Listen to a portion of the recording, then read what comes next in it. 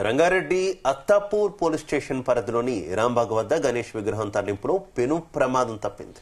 కొంతమంది గణేష్ విగ్రహాన్ని తరలిస్తుండగా పైన ఉన్న కరెంటు తీగలను గణేష్ విగ్రహం తగలడంతో విద్యుత్ ఘాతంతో అగ్ని కణాలు చెలరేగాయి.